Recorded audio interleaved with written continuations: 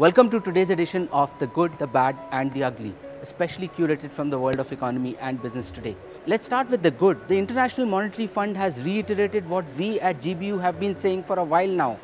The Indian economy is on the rebound. The mission chief of IMF in Delhi has described India as an elephant that is starting to run.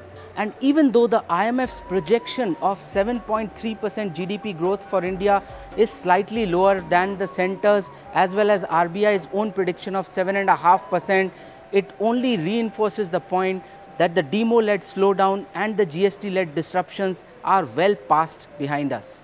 The recovery is evident in better corporate performance as well as profitability, a pickup in private investments as well as far better corporate performance across various sectors, including most consumer sectors. It is also evident in the return of corporates to raise money from the stock markets as well as employment numbers. What we need to watch out for, however, are global oil prices, the inflation as well as a possible dip in exports from India. If that happens, India is going to worsen its current account deficit, the rupee will fall and it will lead to a higher inflation. But barring that, it looks good for the economy as of now. Now let's move on to the bad. After the government's attempt to sell Air India elicited no response from any bidder, the government has been in a bind about what to do with the beleaguered carrier. Now it seems that the Ministry of Civil Aviation is preparing an 11,000 crore bailout package for Air India. This money will be used to pay out some of its 48,000 crore debt and somehow make the airline profitable and operationally viable.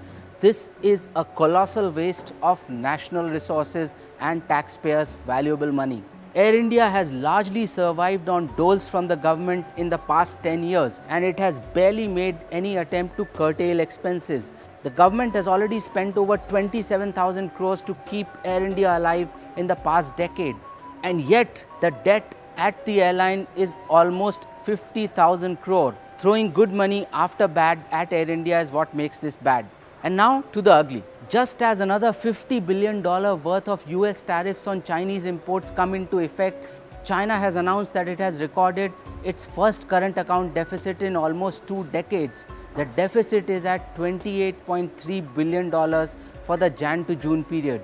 This ends decades of China's accumulation of forex reserves by exporting more than it imports. The Chinese economy is also slowing down. It only grew at 6.9% last fiscal and is projected to grow at only 6.5% in this fiscal. These are not very good times for the world economy, especially when two of the world's largest economies are fighting against each other.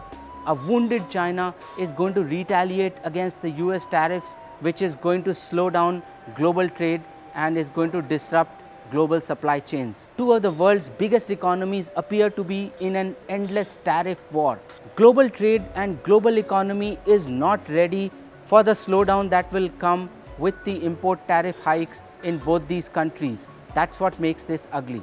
If you enjoyed watching the GBU, please subscribe to the Business Today YouTube channel by clicking on the bell icon and also like us on Facebook. Our Facebook page, www.facebook.com/businesstoday. Follow Business Today on Twitter India at BT_India and subscribe to our YouTube channel Business Today India.